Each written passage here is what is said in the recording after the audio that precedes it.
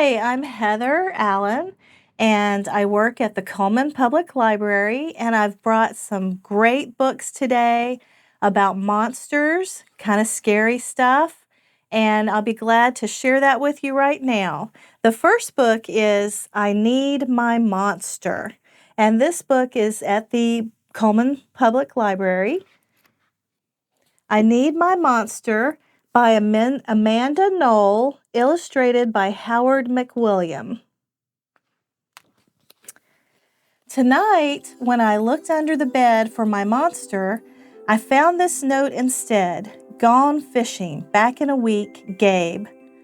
What was I going to do? I needed a monster under my bed. How was I supposed to get to sleep if my monster was gone? I tried to sleep, but it wasn't the same without Gabe. I missed his ragged breathing, his nose whistling, the scrabbling of his uncut claws. How would I ever get to sleep without Gabe's familiar scary noises and his spooky green ooze? It was no use. Gabe would be gone for a week, and I just had to have a monster. I climbed quietly out of my bed so my parents wouldn't hear me. Grown-ups have some strange ideas about monsters under the bed. I knocked on the floorboards, then scrambled back under my covers. I waited nervously. Would a new monster appear? What would he be like? Would his snorting be as cheerful as Gabe's?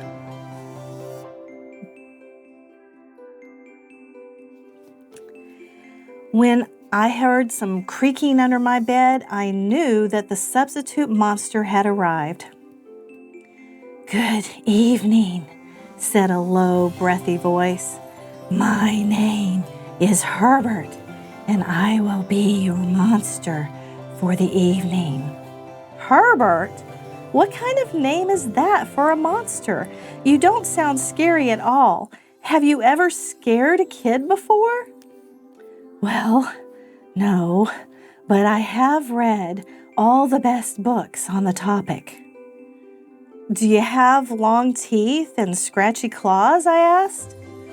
No, but I have an overbite. And I'm a mouth breather. Listen. Hi, hi, hi, hi, hi, hi, hi, hi. Hi, hi, hi. Herbert's panting was kind of scary, but it wasn't enough for me.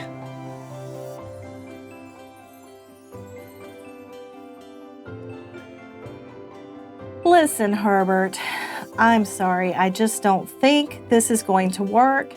It's nothing personal, but I really need a monster with claws. Picky, Herbert complained. As you wish, I'll go. There was some more creaking, then Herbert was gone.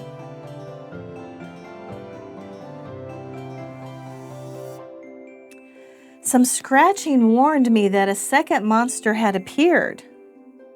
"Good evening," said a high, silky voice. "My name is Ralph.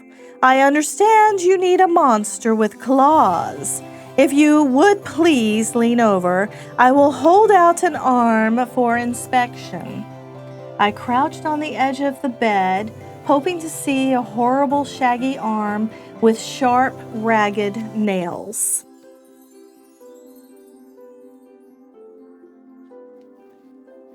Instead, I was surprised to see sleekly brushed fur with smooth, shiny claws. "Excuse me, I don't mean to be rude," I asked, "but is that nail polish on your claws?" "Yes, it is," Ralph replied. "I believe professional monsters should always be well groomed." I could tell this was not going to work either. "I'm sorry to disappoint you, Ralph, but I need a monster with scary claws. Like Gabe's," I thought. I heard some more scratching and I knew Ralph was gone.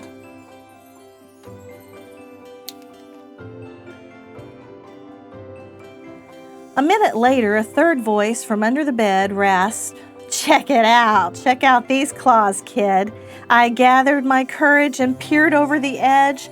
The claws were impressive, jagged and dark and razor sharp. So far, so good. I was a little nervous. "Could you stick out your tail?" I whispered. "Sure, but don't get scared." I peeked through my fingers at the slimy tail slithering over the foot of my bed. That's when I noticed the bow. "Are you a girl monster?" "Of course I am," she snapped. "I'm Cynthia. Do you have a problem with that?"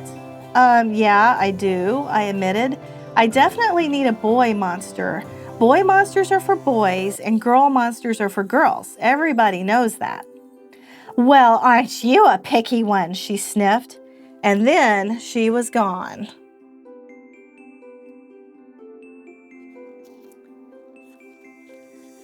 Was I being too picky? No. I knew that my monster needed to be well-clawed and menacing. The whole point of having a monster, after all, was to keep me in bed, imagining all the scary stuff that could happen if I got out.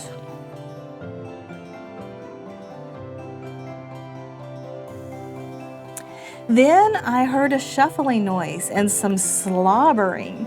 A fourth monster was under my bed. Hey, the name's Mac. One look at his claws proved that Mac was a big, scruffy boy monster. I shivered. Maybe this one would work out. "Those are excellent claws, but do you have a long tail?" I leaned over to see. "No, my tail is dumpy," Max slurped. "But I do have an unusually long tongue." "Why would I be afraid of a long tongue?" I asked. "Oh, I don't know," he said, trying to sound terrifying. "You never know when I might lick you." I fell back on the bed laughing.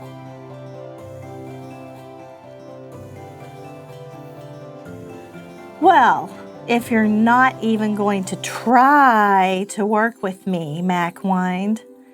I held in my giggles.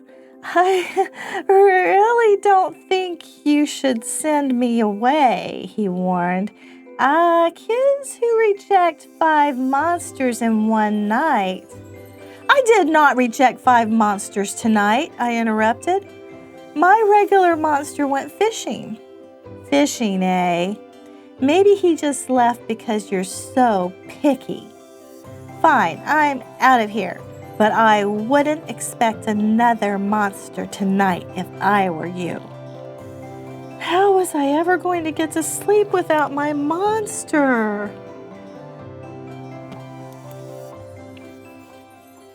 I was surprised to hear more creaking under the bed. Loud creaking, with scratching. "I thought no more monsters were going to appear tonight," I said. "Sorry I'm late, kid." Oh, it was Gabe. "I thought I would enjoy fishing, but I didn't," he explained. "Those fish scare too easily. No challenge at all. You, however, are challenging, my friend. You're almost too old to be afraid of monsters. You keep me on my toes." "Ah, toes, a delicious snack."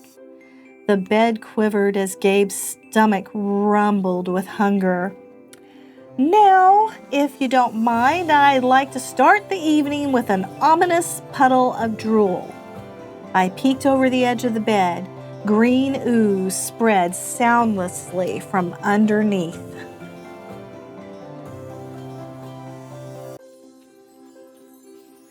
Then the bed trembled as Gabe unfurled his spiked tail. He was daring me to guess where he might pop up. I shivered.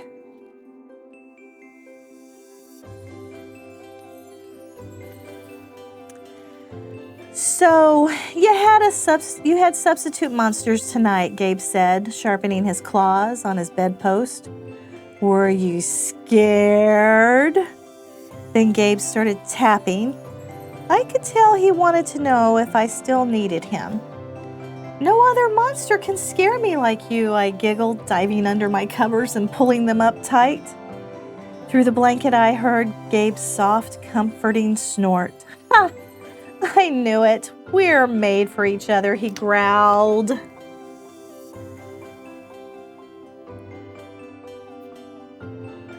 When my blanket started to slip off the bed, I knew Gabe was ready to eat. Now, if you could please stick out your foot, he said, I'd like to nibble your pinky. I yanked my blanket back up and scrunched my feet in so Gabe couldn't get them. No toes tonight, but you can have this, I offered, pushing a pillow off the bed. I didn't even hear it hit the floor.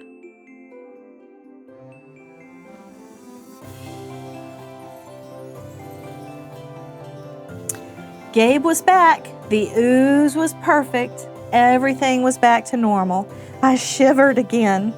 I'd be asleep in no time. Well, I hope you really enjoyed I Need My Monster, and check it out from the Cullman Public Library. It's a great book that I love to read every year with children. Thank you.